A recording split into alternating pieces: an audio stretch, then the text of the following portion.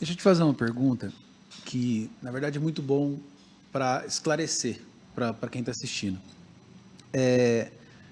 Puxando um pouquinho, você já até pincelou isso um pouco, mas eu queria que você trouxesse melhor isso, que o Vona até perguntou aquela hora sobre questão de traição, que tem aumentado muito dentro da Ok. igreja.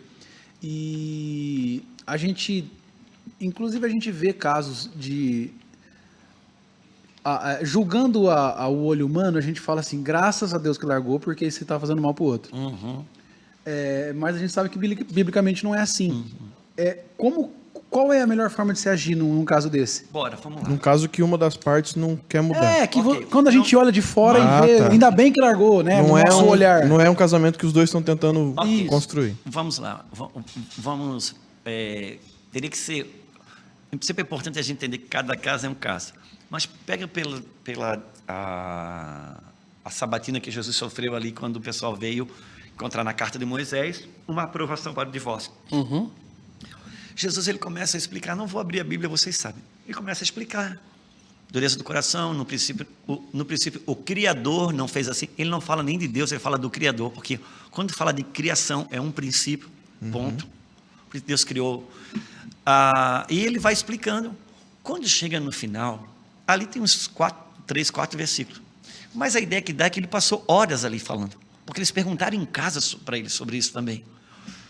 Sabe o que ele diz, Medina? Ele diz assim, ó, a conclusão final, resumo final, relatório dos apóstolos assinado Pedro. Se é assim a condição do homem com relação à mulher, é melhor ao homem que não case. Uau! Pedro concluiu que era melhor não casar. Claro, por que ele concluiu isso? Porque tem muitas coisas que Jesus falou que não está nem escrito ali. Quando Jesus falou sobre a severidade que é uma aliança matrimonial, sabe o que eu penso? Eu penso que Jesus estava dizendo assim para Pedro, para os discípulos: gente, quando você entra numa aliança de casamento, quando ela é quebrada só por uma parte, indubitavelmente, a outra parte vai ter ônus, mesmo que ela é o ônus de ter entrado. Então, se é assim, é melhor o homem não casar. Aí vem a resposta dele: nem todos poderão aceitar este conceito. Então, cara, vamos trabalhar com a medida de luz de cada um, com a medida de capacidade de cada um. Às vezes você tem um casal, que o casamento deles, com relação à base bíblica, está com água nos artelhos. Cara, não tem como você exigir nada que vai a partir dos joelhos para frente, certo? Não adianta querer dizer, às vezes encontra um casal amaziado na igreja, o cara está 10 anos congregando, amaziado. Aí alguém resolve se levantar, vocês têm que casar para tampar a brecha. Mesmo que brecha. Acha que você tampa a brecha onde? Num cartório? A maioria dos casais amaziados da igreja, quando chega alguém e força a casar para tapar a brecha, em 6 meses eles se separam. Por quê? Porque se ouvindo a palavra de Deus esse tempo todo, envolvido com o Espírito de Deus, nunca houve o sentimento de trazer o casamento para aquela relação, é porque eles não têm consciência. A vida matrimonial deles é melhor assim, deixa assim. Por quê? Porque o profano você não santifica, o profano você aparta. Não pensa que o cartório vai santificar uma coisa profana, porque não. Então, existe casos e casos, a gente vai mapear. O bom, você pega a parte sofredora e tenta trabalhar com ela. Por quê? Porque às vezes a gente tem foco no outro que está errado. Entenda uma coisa: quem não sente dor não sente necessidade de mudança. Tu acha que Deus consegue trabalhar na face da terra com alguém que não sente um pouco de dor ou gemido? Não. Ele vai trabalhar com quem sente a dor. Porque a dor é o começo das coisas. Então, é mais ou menos assim. Você tem aqui Cristo. Aqui estou eu, aqui Cristo, aqui eu, aqui está minha esposa. Se de repente a minha esposa ela solta da mão de Cristo, pronto, está vivendo uma vida. Cara, eu digo, Deus fala com ela, Deus faz alguma coisa. Não, meu filho, é contigo. Por quê? Ela soltou a mão de mim. Se você não soltar a mão de mim, não soltar a mão dela, você é o canal na aliança para me alcançar. No reino de Deus, quem sabe mais morre mais, quem sabe mais perde mais. Então, primeiro eu vou medir essa parte sofredora, essa parte que está sendo injustiçada. A gente vai medir um pouquinho como que está a condição dela, principalmente se é mulher. Às vezes, falar coisa na internet, às vezes o distanciamento, se a pessoa entregar o coração mesmo, às vezes separou, principalmente se é mulher, não manda voltar no outro dia. Por quê? Porque mulher é diferente de homem. A mulher tem um senso salvífico dentro dela, ela vai até o fim. A constituição psíquica da mulher é sentimento, a do homem é razão. A mulher é como uma bateria, quando ela desiste é porque ela riou, ela não tem mais força para dar. Então não adianta querer, é mais fácil fazer um homem voltar para o casamento quando ele não quer mais do que uma mulher. Porque o homem, você mexe com a cabeça desse, cara, é verdade, ele volta. A mulher, mesmo sabendo que é errado, mas ela não tem mais o que dar, porque a bateria riou. Então você tem que trabalhar com essa bateria, devolver vida para essa bateria, para dar ela o mínimo de condição, de quando ela voltando para aqui, para entregar mais um perdão, que parece não valer a pena, dar mais uma milha que parece não valer a pena, mas ela tem recursos, subsídios do Espírito, para não só voltar, mas voltar e poder gerar mudanças. Então, assim, esse termômetro está na mão do pastor, está na mão do conselheiro, está na mão daquele que está ali. Tão importante quanto quem precisa de ajuda é a maturidade de quem está ajudando. Quem está ajudando. E eis talvez o maior. Você sabe, Bem, A maior da dificuldade história, maior da igreja, porque mais do que os problemas que as pessoas trazem, quem está lidando com o problema, porque é Vona, né? Vona. Então, coisas assim, a gente está falando algumas coisas aqui, parece que a gente é alguma coisa, eu só estou rasgando meu coração. Sim. Você sabe que a igreja brasileira, se a gente olhar para os defeitos dela, ela vai encontrar muitos. E ela tem mais qualidade, mais virtude que defeito. Mas o ponto mais fraco da igreja brasileira é a imaturidade dos líderes. E isso se dá isso se dá muito pela questão da gente ver. Eu participei de seminários sendo filho de pastor desde pequeno. Eu vi quanta ênfase tinha em se entender, em se passar que a igreja era uma estrutura que precisava ser expandida e não uma pessoa que precisava amadurecer, né? Olha, se você olhar... Então, se a gente lida com a igreja como uma Pronto. pessoa que precisa amadurecer, ao invés de uma estrutura que precisa ser expandida, a gente vai procurar Coisa linda que você falou. maturidade, líderes. Efésios 4. Nossos olhos, profeta. 4:12. Nossos olhos, apóstolo, profeta, pastores, evangelista, mestre. Nossos olhos estão nele. Tá, mas para quê? Para o aperfeiçoamento dos santos. Os santos. O objetivo, o sentido, que é o amadurecimento e o aperfeiçoamento dos santos, a gente abandonou só para olhar para os homens dons. A concentração é no final da linha, né? Exatamente, né?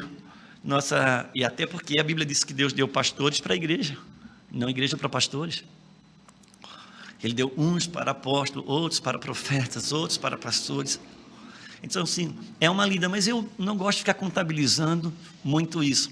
Eu prefiro ficar, e aí eu me agarro com isso, é porque, assim, tem um sopro do Espírito para as restaurações acontecer.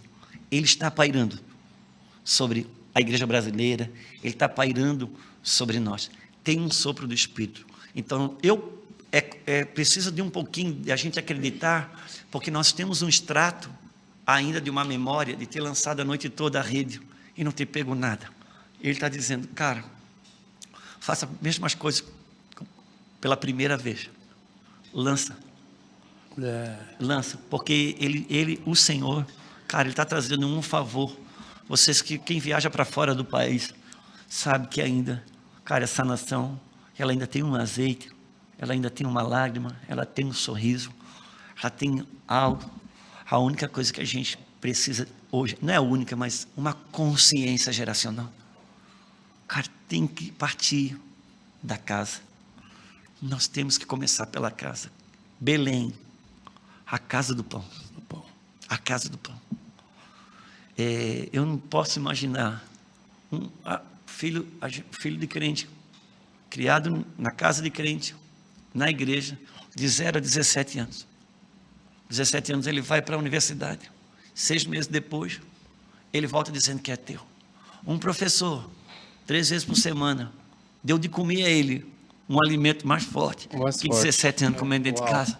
Então, mais do que brigar contra quem está fazendo o que está fazendo nas escolas, de certa forma, eles denunciaram uma comida que não está acontecendo dentro de casa. Isso, vamos recuperar isso. O primeiro ponto é reconhecer. Quando Jesus propôs libertação para os fariseus, em Marcos 8,32, ele disse, nós não somos escravos, somos filhos de Abraão. Esse é o problema de vocês. Se você reconhecesse que estão em escravidão, eu tinha como libertar, mas vocês não reconhecem, porque a pior de todas as prisões é você não ter mais o reconhecimento do peso das algemas. É a pior da cadeia, é você não ter mais o peso das algemas. É por isso que sempre que Deus propõe libertação para o seu povo, um arroxo vem. Quando Deus quis tirar o povo do Egito, ele foi no faraó e disse, aperta. Por quê? Porque ele precisava de um clamor que o céu não tinha mais. Por isso que nunca joga fora o valor da dor. Não joga fora o valor da dor. Porque quando ele permite as algemas ser apertadas, ele como já não ora, se eu gritar, orou. Ele é tão benéfico, tão bondoso. O momento que o crente mais ora é no deserto, né? Nunca jogue fora, por exemplo, o que ele está fazendo agora. Homens e mulheres de Deus que estão levando Deus a sério, ouvindo o Senhor, estão vivendo grandes angústias. Por quê?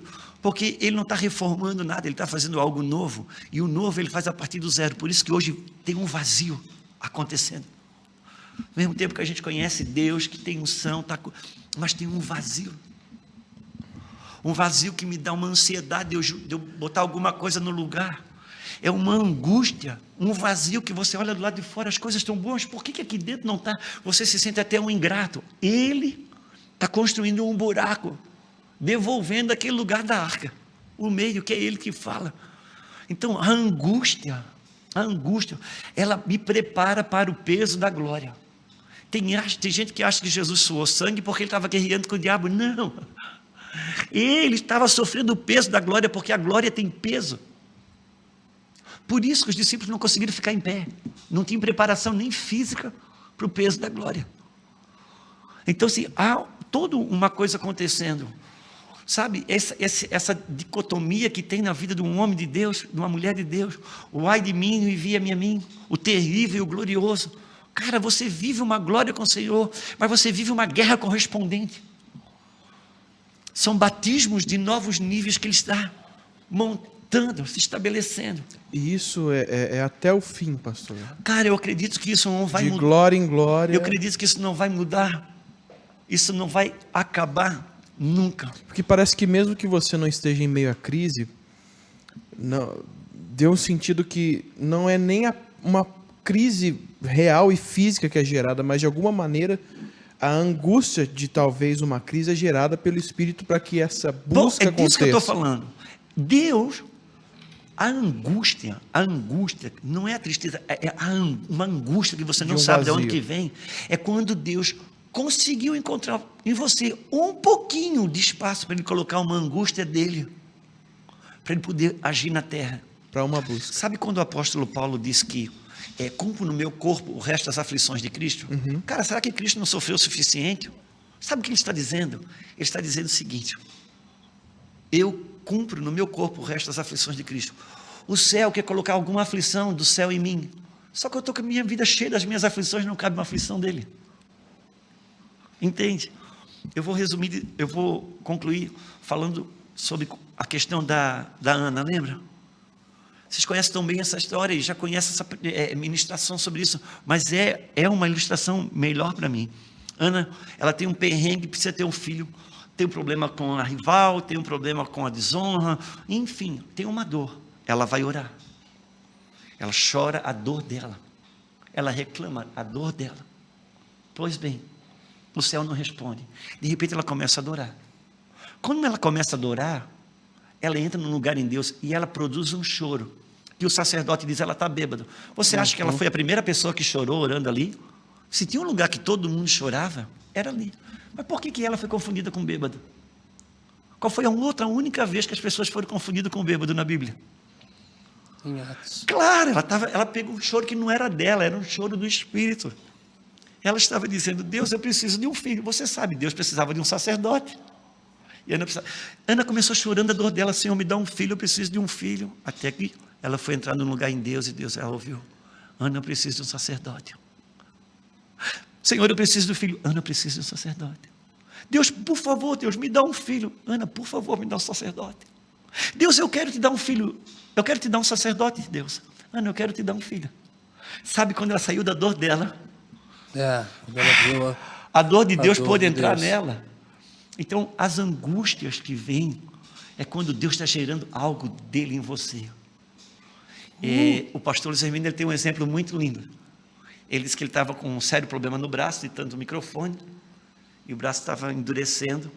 O médico chegou, quis ajudar ele, estava lá no meio da floresta, lá. Levaram uma equipe médica, o médico falou, pastor, vou dar uma injeção em você, pelo menos para ir melhorar até em casa. Ele levantou aqui, disse, não, na bunda. Mas na bunda, a dor é aqui, mas não faz mal, é ali. E o Senhor falou com ele, isso é meu filho, isso é você. Eu preciso, muitas vezes, no corpo de Cristo, eu preciso dar injeção na parte sã, para curar a parte doente. E aí vale para o relacionamento de casamento, vale alguém que possa sofrer a injeção para curar o doente.